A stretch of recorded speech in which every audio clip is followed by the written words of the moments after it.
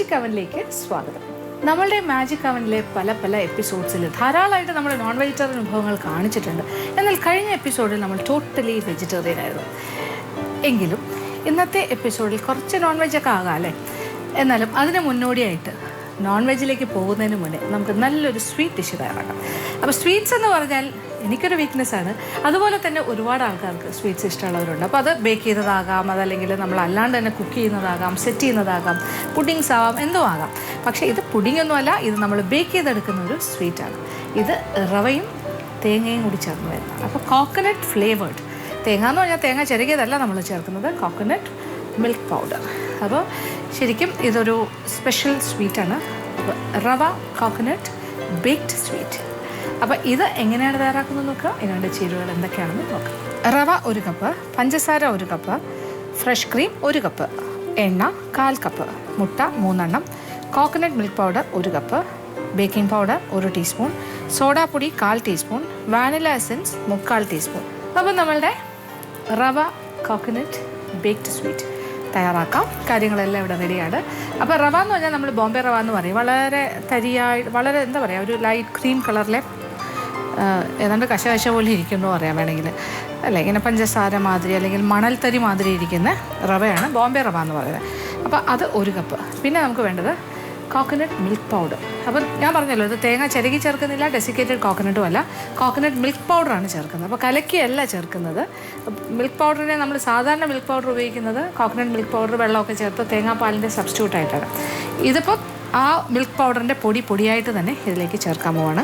പിന്നെ വേണ്ട fresh cream എല്ലാം റെഡിയാണ്. പഞ്ചസാര, പൊടിച്ച പഞ്ചസാര വേണമെന്നില്ല, തരിയായാലും മതി, അത് 1 കപ്പ്, 3 മുട്ട, പിന്നെ റിഫൈൻഡ് ഓയിൽ, ഏതെങ്കിലും തരം റിഫൈൻഡ് ഓയിൽ 1/4 കപ്പ്, സോഡാപ്പൊടിയുണ്ട്, ബേക്കിംഗ് പൗഡറും ഉണ്ട്. ആദ്യം നമ്മൾ എന്താ ചെയ്യേണ്ടതെന്ന് വെച്ചാൽ ഒരു പാത്രത്തിലേക്ക് ബോംബെ റവ, നമ്മളുടെ റവ ഇത് വറുത്ത റവയാണ്, ചെറുതായിട്ടൊന്ന് ലൈറ്റ്ലി റോസ്റ്റഡ്. ഇപ്പോൾ കടയിൽ റോസ്റ്റഡ് റവ എന്ന് പറഞ്ഞ് തന്നെയാണ് കിട്ടുന്നത്. അതിലേക്ക് ഇത് മെഷർ ചെയ്ത് വെച്ചതാണ്. ഒരു 1/4 ടീസ്പൂൺ സോഡാപ്പൊടി 1/4 teaspoon, baking powder 1 teaspoon baking powder. ഇത് രണ്ടും കൂടി യോജിപ്പിച്ച് വയ്ക്കും. സോഡാപ്പൊടി 1/4 ടീസ്പൂൺ, 1 ടീസ്പൂൺ ബേക്കിംഗ് പൗഡർ, പിന്നെ 1 കപ്പ് ബോംബെ റവ ചെറുതായിട്ട് റോസ്റ്റഡ്. അപ്പോൾ ഇതൊരു സൈഡിൽ ഇരിക്കട്ടെ, നന്നായിട്ട് യോജിപ്പിച്ച് മാറ്റി വയ്ക്കാം. ഇനി ബാക്കി ചേരുവകളെല്ലാം കൂടി ചേർത്തിട്ട് എന്താണ് ചെയ്യാൻ പോകുന്നത്. ഇതിലിപ്പോൾ കോക്കനട്ട് മിൽക്ക് പൗഡറുണ്ട്, പഞ്ചസാരയുണ്ട്, ഫ്രഷ് ക്രീമുണ്ട്. ഫ്രഷ് ക്രീം ഏതാണ്ട് ഒരു 1 കപ്പ് എന്ന് തന്നെ പറയാം. 1 കപ്പ് ഫ്രഷ് ക്രീം, പിന്നെ 1 കപ്പ് പഞ്ചസാര, 1 കപ്പ് കോക്കനട്ട് മിൽക്ക് പൗഡർ, പിന്നെ അതിനോടൊപ്പം 3 മുട്ട, പിന്നെ വേണ്ടത് ഒരു 1/4 കപ്പ് ഏതെങ്കിലും തരം റിഫൈൻഡ് ഓയിൽ. പിന്നെ ഒരു കാര്യം കൂടി ആവാം, വാനില എസൻസ്. അത് ഞാൻ അങ്ങനെ പറഞ്ഞിട്ടില്ല, പക്ഷേ ഫ്ലേവർ നിങ്ങൾക്ക് ഇഷ്ടമുള്ളതാകാം. വാനില എസൻസ് ആണ് കൂടുതൽ നല്ലത്, അല്ലെങ്കിൽ കോക്കനട്ട് എസൻസ് കൊടുക്കണമെന്നുണ്ടെങ്കിൽ കൊടുക്കാം. ഇഷ്ടമുള്ള ഏത് എസൻസ് വേണമെങ്കിലാകാം, അതും കൂടി വേണമെങ്കിൽ ചേർക്കണം. അപ്പോൾ ഇത്രയും കാര്യങ്ങൾ ഒരു മിക്സിയിലിട്ട് ഒന്നിച്ചാക്കി നന്നായിട്ടൊന്ന് ബീറ്റ് ചെയ്ത് യോജിപ്പിക്കണം. അപ്പോൾ പഞ്ചസാര, coconut milk powder, fresh cream, എണ്ണ, 3 മുട്ട. അപ്പോൾ നല്ല ഒരു എന്താ പറയുക, വോളിയം കിട്ടും, നല്ലതായിട്ട് വരാം. അതിൻ്റെ കൂടെ എസൻസും അങ്ങനെ ഇതെല്ലാം കൂടി ചേർത്ത് നമുക്കൊന്ന് ബീറ്റ് ചെയ്തെടുക്കാം. എന്നിട്ട് അതിനോടൊപ്പമാണ് നമ്മളിങ്ങനെ മാറ്റി വെച്ചിരിക്കുന്ന റവയും ബേക്കിംഗ് പൗഡറും സോഡാപ്പൊടി, 1/4 ടീസ്പൂൺ സോഡാപ്പൊടി, 1 കപ്പ് റവ, 1 ടീസ്പൂൺ ബേക്കിംഗ് പൗഡർ ചേർത്ത് മാറ്റി വെച്ചിരിക്കുന്ന ഈ കാര്യം ചേർത്ത് യോജിപ്പിക്കുക. അപ്പോൾ ഇത്രയും കാര്യങ്ങൾ ഞാനൊന്ന് മിക്സിയിലൊന്ന് ബീറ്റ് ചെയ്തിട്ട് വരട്ടെ. അത് കഴിഞ്ഞിട്ട് ബാക്കി കാര്യങ്ങൾ കാണാം. അതുവരെ വെയിറ്റ് ചെയ്യാം. അങ്ങനെ നമ്മൾ നന്നായിട്ട് ബീറ്റ് ചെയ്തെടുത്തിട്ടുണ്ട്. ആ ചേരുവകളെല്ലാം കൂടി ചേർത്ത് ഇനി നമ്മളത് വേറൊരു പാത്രത്തിലേക്ക് മാറ്റാം.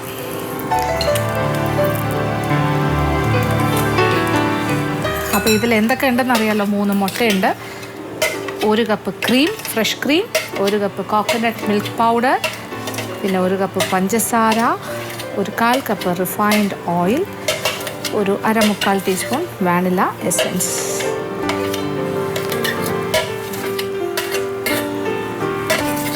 എല്ലാം കൂടി ചേർത്ത് നന്നായിട്ട് ബീറ്റ് ചെയ്തതാണ്.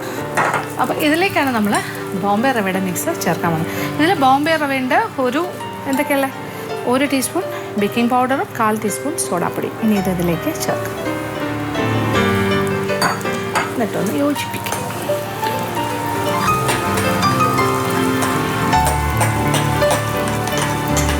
നന്നായി ഇളക്കി യോജിപ്പിച്ച് കട്ടയില്ലാണ്ട് നന്നായിട്ട് യോജിപ്പിച്ച്. കട്ടയൊന്നും ഉണ്ടാവില്ല, എളുപ്പമാണ്. ഇപ്പോൾ പണി കഴിഞ്ഞു. സത്യം പറഞ്ഞാൽ ഈസിയാണ്, വളരെ സിമ്പിൾ, ഒരു പണിയില്ല എന്ന് തന്നെ പറയാം. എന്നാൽ നല്ല റിച്ചാണ്, നല്ല സ്വാദായിരിക്കും. നന്നായിട്ട് യോജിപ്പിച്ചെടുക്കുക എല്ലാ കാര്യങ്ങളും എല്ലായിടത്തേക്കും ആയിക്കോട്ടെ. റവയാണ്, റവ എന്ന് പറഞ്ഞാൽ ഇങ്ങനെ ഇരുന്നിങ്ങനെ കുതിർന്ന് അതിൻ്റെ ആ ഈർപ്പമൊക്കെ വലിച്ചെടുക്കുന്ന കാര്യമാണ്. അതുകൊണ്ട് അധികം നേരം ഇങ്ങനെ ഇളക്കിക്കൊണ്ട് നമ്മൾ നിൽക്കണ്ട. നന്നായിട്ടൊന്ന് യോജിപ്പിച്ചെടുത്ത് കഴിഞ്ഞാൽ ഇനി നമ്മൾ ബേക്കിംഗ് ട്രേയിലേക്ക് മാറ്റണം. ബേക്കിംഗ് ഡിഷ് ഏതാണോ അതിലേക്ക് മാറ്റാം.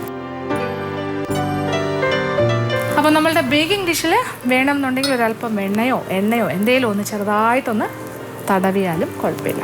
എന്നിട്ട് അതിലേക്കാണ് നമ്മൾ ഈ ബേക്ക് ചെയ്യാനുള്ള കാര്യം ഈ കൂട്ട് ഒഴിക്കുന്നത്.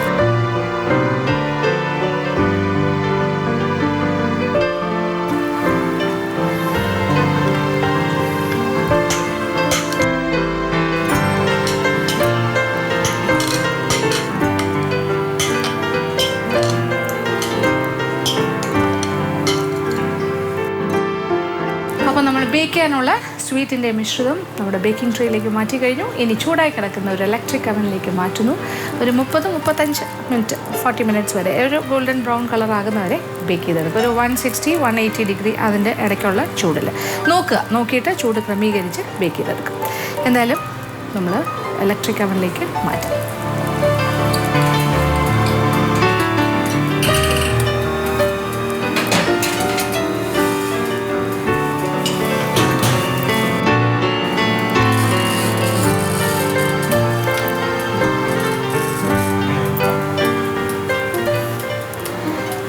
ഞാനൊരു 160-170 അടുത്ത് വെച്ചിട്ടുണ്ട്. ഒരു 35 മിനിറ്റ്സിന് ഞാൻ ടൈമർ സെറ്റ് ചെയ്തിട്ടുണ്ട്. എന്തായാലും അതൊന്ന് ബേക്കായി വരട്ടെ. അത് കഴിഞ്ഞിട്ട് ബാക്കി കാര്യങ്ങൾ കാണാം.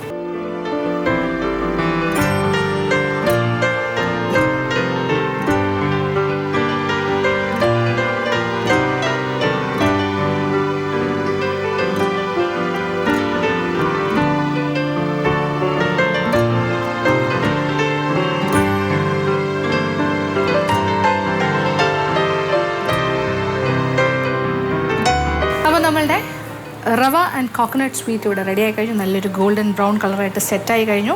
നന്നായിട്ട് സെറ്റ് ചെയ്ത് സത്യം പറഞ്ഞാൽ ഒരു കേക്ക് മാതിരിയൊക്കെ തോന്നും, പക്ഷെ ഇതൊരു കേക്ക് അല്ല, ഒരു സ്വീറ്റാണ്. ഒരു ബസ്ബൂസ മാതിരി ഒരു സ്വീറ്റാണ്.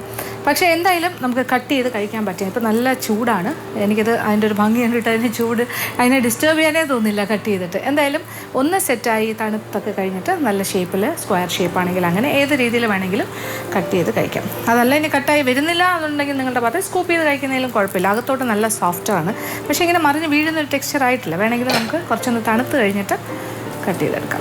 എന്തായാലും നല്ലൊരു സ്വീറ്റ് ഐറ്റമാണ്, ഒരു ഡിസേർട്ട് ഐറ്റമായിട്ട് നമുക്ക് സെർവ് ചെയ്യാൻ പറ്റുന്ന കാര്യമാണ്. അത് ഒരു പുഡിങ്, ഒരു ഹോട്ട് പുഡിങ്ങിൻ്റെ ലെവലിലേക്ക് വേണമെങ്കിൽ നമുക്ക് കൺസിഡർ ചെയ്യാം. പക്ഷേ എങ്കിലും ഒരു ഡെസേർട്ട് ഐറ്റമായിട്ട് ഒരു നല്ലൊരു വിഭവസമൃദ്ധമായ ഭക്ഷണത്തിന് ശേഷം കൊടുക്കാൻ പറ്റിയ ഒരു സ്വീറ്റാണ്.